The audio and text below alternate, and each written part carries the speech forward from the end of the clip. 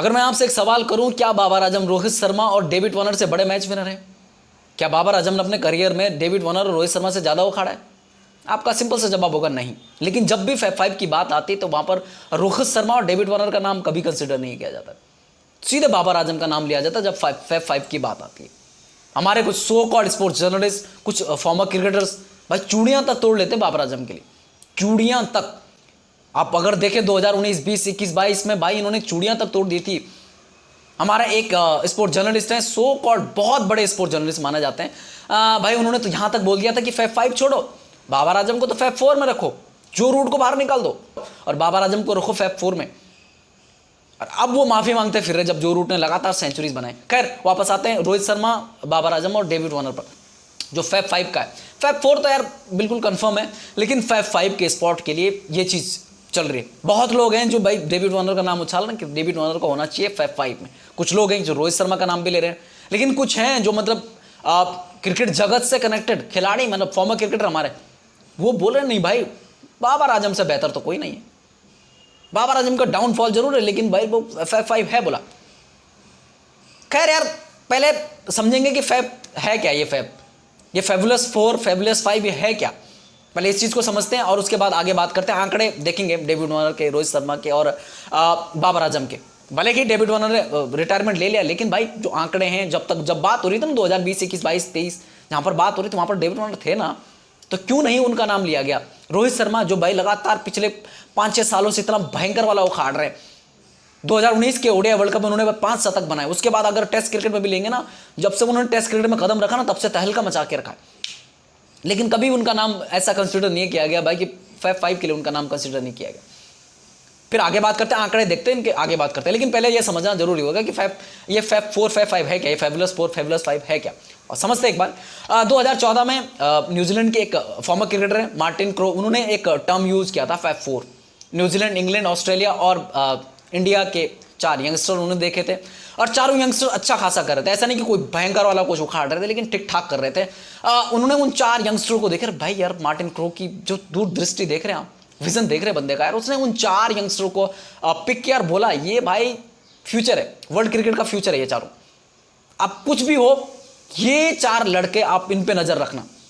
तो उन्होंने वहां पर यूज किया कि भाई ये मेरे फैब फोर है, उन्होंने बोले ये मेरे फैब फोर है, यहां से भाई इन पे नजर रखना। तो किसी ने उनसे पूछा भाई ये फैब फोर का मतलब क्या है, तो उन्होंने उस चीज की व्याख्या करी कि भाई ये फैब फोर का मतलब है भाई कि अपनी टीम के लिए सबसे बड़ा मैच विनर बन के उभरना। ये फ्यूचर के सबसे बड़े मैच विनर होंगे अपने टीम के। भाई उसके अलावा जहां जहां पर जरूरत होगी, भाई ऐसा सरफेस जहां पर रन्स ना निकल रहे हो, जहां पर रन्स ना बन रहे हो, ऐसा हो कि पूरी टीम ढल जाए, लेकिन ये खिलाड़ी जब तक खड़ा है तब तक मैच इनकी तरफ रहेगा। और ये चारों के चारों खिलाड़ी वही है। केन विलियमसन की बात करें, जो रूट की बात करें, विराट कोहली की बात करें, स्टीव स्मिथ की बात करें, ये चारों के चारों खिलाड़ी वही है। कुछ लोग बोलेंगे कि भाई T20 में तो नहीं चलता इनके बाकियों का सिक्का, विराट कोहली को छोड़कर। भाई यहां पर जब रियल क्रिकेट की बात आती है ना, तो वहां पर टेस्ट क्रिकेट को देखा जाता है, फिर उसके बाद ओडीआई को देखा जाता है। और T20 तो यार 2006-07 में जब आईसीसी ने देखा कि बट ओडीआई और मतलब ओडीआई फॉर्म ज्यादा चल रहा है, लेकिन टेस्ट की तरफ कोई देख नहीं रहा, मतलब क्रिकेट हल्का हल्का धीरे धीरे दबता जा रहा है, तो उन्होंने एक एंटरटेनिंग वो लाया, उन्होंने फॉर्मेट लाया कि भाई T20 लाते हैं जहां पर लोग एंटरटेन हो, 2-3-4 घंटे का फॉर्मेट हो, मतलब मजा आना चाहिए। तो वैसा लाया उन्होंने, किया और भाई वहां पर मजा आया, पैसे बनाए, उसके बाद लोगों का इंटरेस्ट फिर क्रिकेट में वापस आया, वहां से आगे चले। ये T20 को ज्यादा कंसिडर नहीं करता कोई भी, जरा ध्यान रखना। तो ओडीआई और उस पर फोकस करेंगे हम टेस्ट क्रिकेट पर, ठीक है। तो फिर उन्होंने ये व्याख्या दी भाई कि अपने टीम के लिए सबसे बड़ा मैच विनर, ऐसी जहां पर कोई रन्स ना बना पाए, टीम पूरी ढल जाए, ये खिलाड़ी खड़ा रहे, ये चारों के चारों खिलाड़ी मैक्सिमम टाइम खड़े दिखेंगे आपको, लड़ते दिखाई देंगे अपनी टीम के लिए, अपनी टीम को सबसे ज्यादा मुकाबले जिताएंगे लोग, और इनके आंकड़े भी देखने लायक होंगे। और आज 10 साल बाद जब आप देखेंगे ना, तो मार्टिन क्रोव की जो भविष्यवाणी थी भाई वो सही साबित हुई। देखो आप, एक बंदा 27,000 के करीब रन्स बना चुका है, 80 शतक मार चुका है, वही फैब फोर का। एक बंदा भाई 33 शतक मार चुका है टेस्ट क्रिकेट में, दूसरा उसमें से 32, तीसरा भी 32, मतलब ऑलमोस्ट 50 के करीब 3 पहुंच चुके हैं, और एक 80 शतक बना चुका है। और सब भाई चारों के अगर परफॉर्मेंस देखेंगे ना, बेहतरीन, अपने अपने रिस्पेक्टेड क्रिकेट बोर्ड्स के लिए ना उन्होंने बहुत कुछ करके दिया। तो मार्टिन क्रो की जो दृष्टि थी ना, वो बहुत क्लियर थी और बहुत सही थी वो। तो लेकिन वो मार्टिन क्रो ने तो बोल दिया था 2014 में कि भाई ये ऐसे ये चारों हैं, लेकिन वहां से ठीक ठाक चल रहा था, सब कुछ चल रहा था। कभी भाई एक का डाउनफॉल था, मतलब कभी स्टेज स्मिथ चल रहा तो विराट कोहली नहीं चल रहा है, ये नहीं चल रहा है, तो सब ऐसा चल ही रहा था। लेकिन फैब 4 में कुछ उतार चढ़ाव नहीं था, ये फैब 4 कंसिडर कर चुके थे सब लोग, और सब लोग ऐसे ही टर्म यूज कर रहे थे, चलो ठीक है। लेकिन 2019 आते आते जहां पर बाबर आजम के 3-4 साल हो चुके थे इंटरनेशनल में कदम रखे, और वहां पर वो रन्स पे रन्स बनाते जा रहे थे। 2015-16 में बाबर आजम ने डेब्यू किया, और उसके बाद उनके रन्स पे रन्स निकल रहे। वहां पर लोगों ने बोला कि भाई ये खिलाड़ी देखने लायक है, भाई क्यों ना इसको भी एक उसमें जोड़ा जाए, फैब 4 के साथ में जोड़ा जाए और फैब 5 बनाया जाए। और ये ऐसा नहीं कि आईसीसी ने बोला, भाई ये सिर्फ टर्म बाहर यूज किया जाता, भाई ये जो फैब 4 भी है ना, ये आईसीसी बीसीसी थोड़ा बहुत यूज करते हैं, सोशल मीडिया यहीं तक है, इसकी कोई एक्स्ट्रा पेमेंट नहीं मिलती है, बस ये यहीं तक है, सोशल मीडिया ये यहाँ बाहर के लिए, भाई ये फैब 4 फैब 5 ये बाहर के फैंस के ही झगड़े हैं। भले आईसीसी के ऑफिशियल पेज पे आप देखते रहेंगे जो होता कि फैब 4, अंदर कुछ नहीं है गुरु। खैर भाई, जब बाबर आजम के रन्स निकलते तो वहां पर कुछ लोग, मैंने बताया आपको, फॉर्मर क्रिकेटर्स और कुछ सो कॉल्ड बड़े बड़े स्पोर्ट्स जर्नलिस्ट, उन्होंने चूड़ियां तोड़ना शुरू कर दिया कि इसको रखो जी, इसको रखो। लेकिन तब तक इन्होंने कभी भी डेविड वार्नर की तरफ फोकस नहीं किया, कभी भी इन्होंने नहीं देखा कि डेविड वार्नर क्या कर रहा है। डेविड वार्नर भी 2019 तक बहुत कुछ उखाड़ चुके थे यार, बहुत कुछ उखाड़ चुके थे। ओडीआई में देख लो, टी20 में देख लो, फिर टेस्ट में देख लो, बहुत कुछ उखाड़ चुके थे। उसके बाद आप चलते जाओ 2020, 21, 22, 23 तक आओ, 23 तक आएंगे, 23 तक हम पहले देखेंगे। 23 तक के आंकड़े देखो, फिर 23 तक इन तीनों के आंकड़े जो बात कर रहा हूं मैं, डेविड वार्नर, रोहित शर्मा और बाबर आजम, हम इन तीनों के आंकड़े भी देखेंगे। लेकिन जो लोग बात कर रहे थे सिर्फ बाबर आजम के बारे में बात कर रहे थे, नहीं बात हो रही थी बाकियों की। मैंने ये भी बताया आपको कि 2019, 20, 21, 22 में ये भी बात होने लग गई थी कि भाई जो रूट को हटाओ और बाबर आजम को फैब 4 में लाओ। हमारे इंडिया के एक सो कॉल्ड बहुत बड़े वाले स्पोर्ट जर्नलिस्ट हैं, फिर अर्जी डाली थी उन्होंने कि भाई बाबर आजम को रखा जाए फैब 4 में और जो रूट को हटाया जाए। लेकिन जो रूट ने ऐसा तमाचा मारा उनके मुंह पे कि अब वो माफी मांगते फिर रहे। खैर वापस आते तीनों पे, तो भाई आपने देखा रहे 2019 के वर्ल्ड कप में रोहित शर्मा ने भी 5 शतक बनाए, डेविड वार्नर ने भी ठीक ठाक रन बनाए। 2021 में उसने टी20 वर्ल्ड कप जिताया अपनी टीम को। उसके अलावा टेस्ट क्रिकेट में भाई एसएस जैसी कंडीशंस में 100 है उस बंदे के, इंडिया में 100 है, साउथ अफ्रीका में 100 है, ऑस्ट्रेलिया खुद अपनी धरती पर 100 है, टेस्ट क्रिकेट में 26 100 है उसके, टोटल उसके देखे तो 49 100 है उसके, 49। लेकिन कभी किसी ने कंसिडर नहीं किया भाई, उसको नहीं किया गया। तो मैंने इसी चीज को लेकर मैंने बोला यार एक बार जरा इनके आंकड़े मैच कर लेते हैं, आंकड़े थोड़ा कंपेयर कर लेते हैं। तीनों फॉर्मेट देखेंगे, हंड्रेड्स भी देखेंगे, रन्स देखेंगे, मैचेस देखेंगे, और उसके बाद देखेंगे भाई कि कौन सबसे बड़ा मैच विनर है, किसके आंकड़े क्या बोल रहे हैं। उसके बाद डिसाइड करते हैं कि फैब 5 में किसको रखना, ठीक है। बाकी हमारे सो कॉल्ड स्पोर्ट जर्नलिस्ट और कुछ फॉर्मर क्रिकेटर्स तो बाबर आजम को रख ही चुके। खैर पहले देख लेते हैं डेविड वार्नर और रोहित शर्मा, बाबर आजम के टी20 के आंकड़े। टी20 मैचेस की अगर बात करें तो डेविड वार्नर ने इनमें से सबसे कम टी20 मैचेस खेले। 110 टी20 मैचेस खेले डेविड वार्नर ने, 123 टी20 मैचेस खेले बाबर आजम ने, और 159 टी20 मैचेस खेले रोहित शर्मा ने। अगर रन्स की बात करें तो रन्स भाई डेविड वार्नर ने 110 टी20 मैचेस में 3100 रन बनाए, 3100 समथिंग रन बनाए, 3100 समथिंग, और बाबर आजम ने बनाए 4100 समथिंग रन बनाए उन्होंने 123 टी20 मैचेस में। रोहित शर्मा ने 4200 समथिंग रन बनाया 159 टी20 में। स्ट्राइक रेट ठीक ठाक है, तीनों का भी हेल्दी है, एवरेज भी ठीक ठाक है, ऐसा कुछ बुरा नहीं है। लेकिन डेविड वार्नर ने 2009 में टी20 में डेब्यू किया था, 2009 में डेब्यू किया था। रोहित शर्मा ने 2007 में डेब्यू किया था, और बाबर आजम ने 2015-16 में डेब्यू किया था। बावजूद इसके भाई मतलब डेविड वार्नर 2009 में डेब्यू करता, उसके बावजूद मात्र 110 टी20 मैचेस खेलते। बाबर आजम 2016 में टी20 करते, 123 टी20 मैचेस खेल जाते। कमाल है भाई। मतलब डेविड वार्नर का सिंपल था भाई, मैं बड़ी बड़ी सीरीज खेलूंगा जो बड़े बड़े मतलब जैसे आईसीसी टूर्नामेंट से, या फिर कोई बड़ी टीम है जिसके सामने खेलें, आयरलैंड, नीदरलैंड या फिर कोई जिम्बाब्वे, इनके साथ में मैं नहीं खेलूंगा।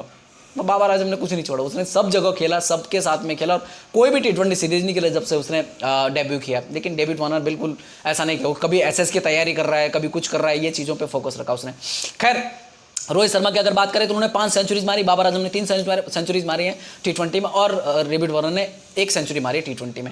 यहाँ पर फर्स्ट सेकंड थर्ड आप रखेंगे तो भाई रोहित शर्मा 1 नंबर पर आ रहे हैं, बाबर आजम 2 नंबर पर आ रहे हैं, और 3 नंबर पर डेविड वार्नर आ रहे हैं टी20 में, ठीक है। ओडीआई की बात कर लेते हैं। ओडीआई में 117 ओडीआई मैचेस खेले हैं बाबर आजम ने, 161 ओडीआई मैचेस खेले हैं डेविड वार्नर ने, और 265 मुकाबले खेले हैं रोहित शर्मा ने। अगर रन्स की बात करें, रन्स भाई बाबर आजम ने 5700 समथिंग रन बनाए, डेविड वार्नर ने 6900 समथिंग रन बनाए, और रोहित शर्मा ने 10,800 समथिंग रन बनाए। मतलब रन्स रोहित शर्मा बहुत दूर है इनसे, बहुत ऊपर खड़े हैं रन्स में। सेंचुरीज की अगर बात करें तो भाई 22 सेंचुरीज डेविड वार्नर ने बनाए, 19 सेंचुरीज बाबर आजम ने बनाई है और 31 सेंचुरीज ओडीआई में रोहित शर्मा ने बनाए और उसमें 3 डबल हंड्रेड भी है। तो भाई यहाँ पर अगर आप देखें नंबर वाइज तो भाई यहाँ पर रोहित शर्मा यहाँ पर भी नंबर 1 है, फिर डेविड वार्नर आएंगे 22 सेंचुरीज के साथ में और फिर बाबर आजम आएंगे तीसरे नंबर पे, ठीक है। फिर उसके बाद आएंगे टेस्ट क्रिकेट पर। जो रियल क्रिकेट होता है वो होता है टेस्ट क्रिकेट। तो टेस्ट क्रिकेट की अगर बात करते हैं तो भाई यहाँ पर मुकाबलों में जरूर फर्क काफ़ी ज़्यादा है। डेविड वार्नर ने 110 मुकाबले खेले, रोहित शर्मा ने 59 मुकाबले खेले और बाबर आजम ने 54 मुकाबले खेले। और भाई आप देखेंगे कि भाई बाबर आजम और रोहित शर्मा में ज़्यादा फर्क नहीं है, बहुत ज़्यादा फर्क नहीं है। मतलब अब 4 या 5 मुकाबलों का फर्क है, 54 और 59 में बहुत ज़्यादा फर्क नहीं है। भाई अगर पहले शतक देख लेते, बाबर आजम ने 900 बनाए हैं, रोहित शर्मा ने 1200 बनाए और डेविड वार्नर ने 2600 बनाए, 2600 बनाए। डेविड वार्नर ने 112 मुकाबले खेले, 2600 बनाए। भाई अगर रन्स देखे तो रन्स 8700 बनाए हैं अपने डेविड वार्नर ने, 8700 समथिंग है। रोहित शर्मा ने 4100 समथिंग बनाए, 4200 4100 समथिंग बनाए और बाबर आजम की बात करें तो 3900 समथिंग बनाए, मतलब ऑलमोस्ट 4000 है। एवरेज भी ठीक ठाक है, सबकी लगभग ही एवरेज है। स्ट्राइक रेट तो मतलब सब ठीक ही ठाक है लगभग सबका। लेकिन यहाँ पर अगर आप देखेंगे नंबर वाइज रखेंगे तो डेविड वार्नर सबसे ऊपर आएंगे 2600 के साथ में, 8700 समथिंग रन्स के साथ में नंबर 1 स्पॉट पर हैं। रोहित शर्मा नंबर 2 स्पॉट पर हैं, 1200 हैं। उसके अलावा 4200 रन भी हैं, 4100 रन भी हैं। और भाई अब क्या चाहिए, एवरेज भी अच्छी खासी है, ठीक ठाक है। और बाबर आजम तीसरे नंबर पर आते हैं। तो अगर आप देखें ओवरऑल देखें तो रोहित शर्मा तीनों में ठीक ठाक उस पे हैं। अगर डेविड वार्नर की बात करें तो डेविड वार्नर ने भले वो ओडीआई और टी20 में थोड़े नीचे आए, लेकिन टेस्ट में सबसे ऊपर है। 100 से ज़्यादा टेस्ट मैचेस खेले, उन्होंने टेस्ट को प्रेफरेंस दिया, हमेशा टेस्ट को वैल्यू दी कि भाई मैं टेस्ट ज़्यादा खेलूंगा, ओडीआई और टी20 नहीं खेलूंगा। अगर आप बात करें नहीं तो यार 2009 से 2023 तक उन्होंने खेला तो वो सिर्फ 161 ओडीआई और 110 टी20 मैचेस नहीं खेलते। अगर वो चाहते तो भाई वो कम से कम 200 से ज़्यादा उनके टी20 मैचेस होते, 200 नहीं होता 150 तो आराम से होते। 200 से ज़्यादा ओडीआई मैचेस और 150 से ज़्यादा उनके टी20 मैचेस जरूर होते, लेकिन उन्होंने ज़्यादा प्रेफरेंस दी टेस्ट क्रिकेट को। टेस्ट क्रिकेट पर ज़्यादा फोकस किया। उनका गोल था कि मैं 100 टेस्ट मैचेस खेलूँ अपनी कंट्री के लिए, और वो करके दिखाया, उन्होंने करा और अचीव भी किया यार। 2600 बनाना कोई हलवा नहीं है टेस्ट क्रिकेट में। खैर जिस तरह की फॉर्म अभी बाबर आजम की चल रही है, वो 9 पे है, 9 शतक बनाए उन्होंने। जिस तरह की फॉर्म चल रही है वो क्या डेविड वार्नर तक पहुंच पाएंगे? पूरे करियर की मैं बात करूं, जहां तक भी खेलेंगे, 29-30 साल के हो चुके बाबर आजम, अगर 6-7 साल और भी खेलते हैं तो क्या वो 2600 बनाएंगे? भले ही अगर भाई ऐसा बोल नहीं सकते कि भाई इसके बाद हो सकता है कि भाई वो एक ऐसी फॉर्म में आ जाएं कि जहां पर वो शतक पे शतक बना दें, एक ही साल में 300-400 बना दे, ऐसा भी हो सकता है। 300-400-500 बना दे एक ही साल में, ऐसा भी हो सकता है, ऐसा बोल नहीं सकते। लेकिन मुश्किल है यार, 9 से 26 पहुंचना भी बहुत बड़ी बात होगी बाबर आजम के लिए। लेकिन 9 शतक पे ही उनको फैब 5 का मतलब फैब 5 के कैप पहनाने के लिए रेडी हो रखे, फैब 5 का ताज देने के लिए रेडी हो रखे हमारे मतलब सो कॉल्ड स्पोर्ट जर्नलिस्ट और कुछ फॉर्मर क्रिकेटर्स। लेकिन जो डेविड वार्नर 49 शतक बना चुका है 26 टेस्ट में, 22 उसके भाई ओडीआई में है, एक उसका टी20 में, लेकिन उसके लिए उसको कोई पूछ नहीं। 18,000 से ज़्यादा रन हैं। रोहित शर्मा भाई 48 उसके शतक है, 48 उसके 100 हैं भाई, 31 उसने ओडीआई में बनाए, 3 डबल 100 बनाए, 12 उसके टेस्ट में 100 है, 5 टी20 में 100 है, और इससे ज़्यादा क्या करेगा खिलाड़ी?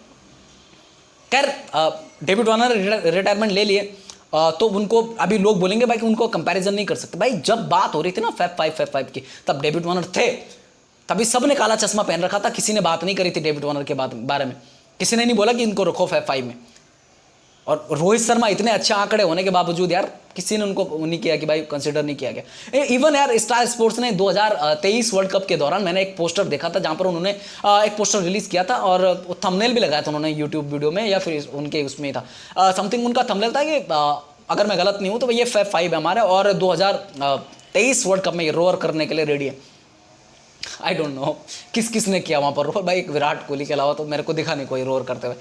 खैर अगर मैं बात करूं फैब 5 की, तो यहाँ पर मेरे हिसाब से अभी जो मेरा डिसीजन बना कि भाई डेविड वार्नर को रखना चाहिए, सेकंड नंबर पर आता है रोहित शर्मा और थर्ड नंबर पर आता है बाबर आजम। और ऐसा नहीं कि बाबर आजम ही, अगर आप वर्ल्ड क्रिकेट को उठाकर देखें पिछले 10, 12, 15 सालों में, तो भाई बाबर आजम से अच्छे प्लेयर हैं, बस फर्क ये है कि बाबर आजम ने कंसिस्टेंसी के साथ में रन्स बनाए और उन्होंने वो मतलब तोड़ तोड़ के रन बनाए, तोड़ तोड़ के रन्स बनाए, तोड़ तोड़ के हंड्रेड्स बनाए।